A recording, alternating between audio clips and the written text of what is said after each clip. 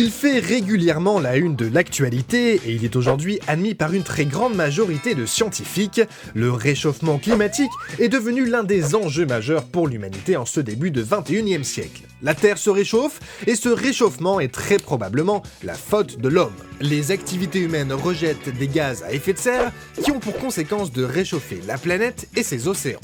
Augmentation de l'intensité des catastrophes naturelles, sécheresse accrue et désertification dans les milieux arides, les conséquences dramatiques sont déjà nombreuses. C'est pourquoi les chefs d'État et de gouvernement du monde entier se réunissent régulièrement pour se fixer des objectifs afin de lutter contre ce réchauffement. Mais au fait, serait-il possible de refroidir notre planète ? En d'autres termes, est-il encore possible aujourd'hui d'annuler le réchauffement climatique ?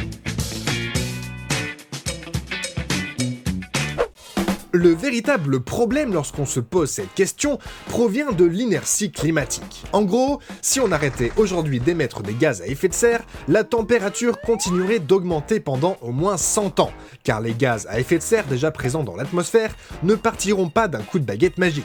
Pire, le niveau des océans continuerait d'augmenter pendant plusieurs siècles, car les eaux profondes continueraient à se réchauffer encore très longtemps.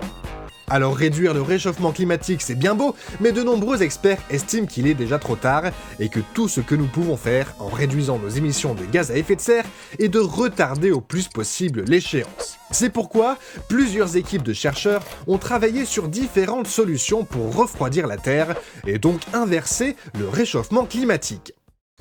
L'une des solutions avancées par certains scientifiques consiste à injecter dans l'atmosphère des particules d'aérosols sulfatés. Ces aérosols ont la particularité d'absorber les rayons du soleil, mais également de les rétrodiffuser, c'est-à-dire de les diffuser vers l'extérieur de la Terre. C'est d'ailleurs cela qui explique, en partie, l'extinction des dinosaures suite au refroidissement climatique provoqué par l'augmentation de l'activité volcanique. Problème de taille, envoyer des aérosols sulfatés dans l'atmosphère augmenterait la taille du trou dans la couche d'ozone et pourrait donc avoir finalement un effet contre-productif. La deuxième solution envisagée concerne cette fois-ci les océans.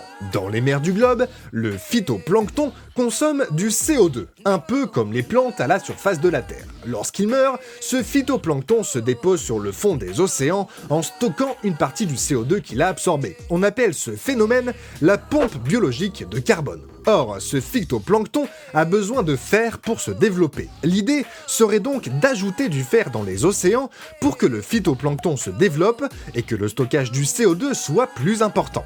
Mais ici se pose un problème sur le long terme, mis en avant par le CNRS en 2014, qui explique que l'augmentation de la concentration en fer augmenterait également la production et la sédimentation de coquilles de carbonate de calcium, qui sont sources de dioxyde de carbone sur une grande échelle de temps.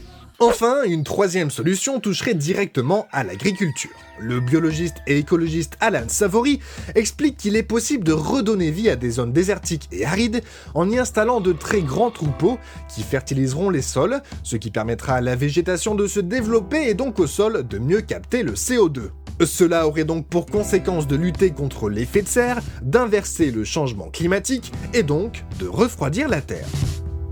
En résumé, la planète est en train de se réchauffer et la plupart des scientifiques s'accordent pour dire que l'homme a une grande part de responsabilité dans ce changement climatique.